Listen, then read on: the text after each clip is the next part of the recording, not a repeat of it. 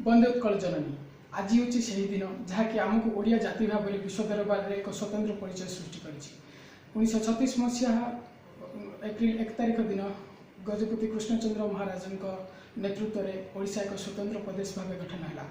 ओडिशार से जुगान्तकारी पदक्षेप से महानायक मानक मोर कोटि कोटि प्रणाम एवं भविष्य कर्मधार मानक मोर अभिनंदन। सो आज दिन को फुल भाव पालन करथिला बेले ओडिशा गोटे मात्र राज्य जहाँकि पूर्व इतिहास और गौरवमय इतिहास को मन पकाई भविष्य रूपरेख तैयारी करुछि।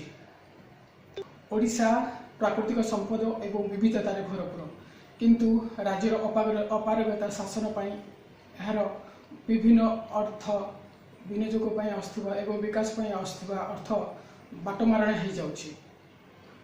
एक गरीब राज्य एवं एक स्वतंत्र राज्य एथि गोटे स्वतंत्र राज्य गठन पर राज्य सरकार बारंबार दाबी कर आसुछन्ति किंतु ओडिशार गरीबी से राज्य सरकार